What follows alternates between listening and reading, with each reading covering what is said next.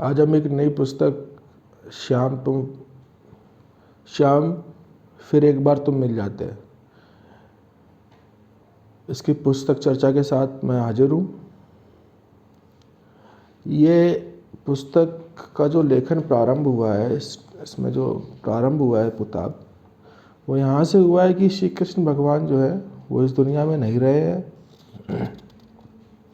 अर्जुन अपने सारथी के साथ में द्वारिका जा रहे हैं और द्वारका बिल्कुल जर्जर हो चुकी है श्री कृष्ण भगवान के बिना। वहाँ पर देवकी और वासुदेव जो कि कृष्ण भगवान के माता पिता हैं, उनसे मुलाकात होती है और एक घटना है जिसमें देवकी माता जो है वो अपने हाथ से मिश्री माखन जो है बनाती हैं और श्री कृष्ण भगवान को परोसती हैं, लेकिन श्री कृष्ण भगवान उसको खाते नहीं हैं। तो वो इस तरह से है, एक बार मैंने कृष्ण को अपने हाथों माखन मिश्री खिलाने की जिद कर ली। हस्तिनापुर, इंद्रप्रस्थ, मथुरा, प्रयाग, ज्योतिषपुर और समस्त आर्यावर्त में हर कहीं परिभ्रमण करने वाले मेरे इस पुत्र को द्वारका में शांति से बैठने का समय बहुत कम मिलता था। कभी स्थिरता में उसे पाया तो मैंने आग्रह करके उसे अपने इसी आवाज़ पर अपने हाथों बनाई रसोई खाने बुलाया था।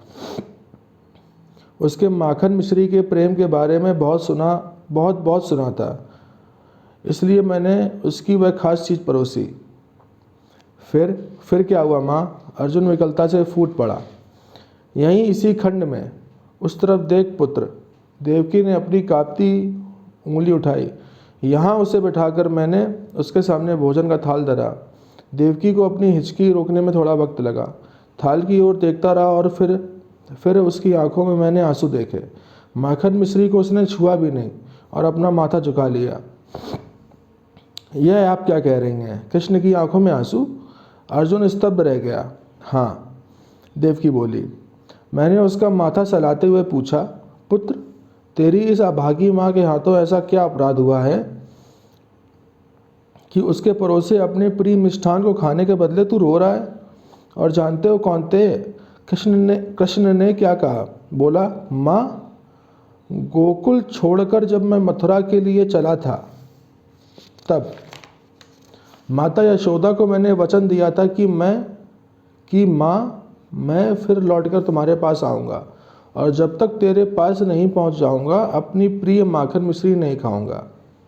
माँ, एक तरफ माता यशोदा को दिया यह वचन है और दूसरी तरफ तुम्हारे हाथों परोसा यह प्रेम। माँ, तुम ही कहो, दो माताओं का पुत्र मैं यह कैसे धर्म संकट में फंस गया हूँ। फिर कृष्ण ने क्या किया माँ? अर्जुन ने एकदम बाल सुलभ उत्सुकता से पूछा। कृष्ण ने वही किया जो उसे करना चाहिए था। मेरा प्रेम तो मेरे स्वार्थ में से उभरा था। यशोदा को दिया वचन स्वार्थ में से नहीं, त्याग में से प्रकट हुआ था। त्याग का प्रेम हमेशा ऊंचा होता है। अब अपने हाथों मैं अपने लाल को कभी माखन मिश्री नहीं खिला सकूंगी। अर्जुन, कभी नहीं। कृष्ण यदि कहीं मिले तो उससे कहना, पुत्र, कि देवकी तेरी प्रतीक्षा कर रही है। अर्जुन जिस तरह से शोकग्रस्त है, माता यशोदा भगवान और वासुदेव जिस तरह से शोकग्रस्त हैं, पूरा द्वारका जितना भी है, जितने भी लोग हैं, जितनी भी गायें हैं, गायों का जो गम है वो इस तरह से लिखा हुआ है कि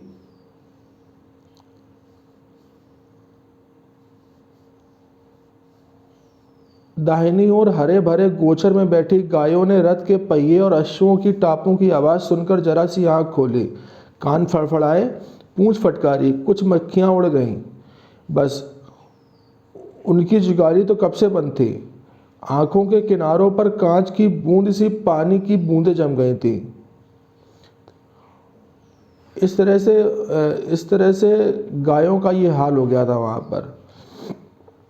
सभी लोग, जितने भी लोग थे, पशु पक्षी सभी जितने थे, यहाँ तक कि रेवतक पर्वत भी इसमें दिखाया गया है, तो सभी लोग किसी ना किसी तरह से बहुत ज़्यादा दुखी थे।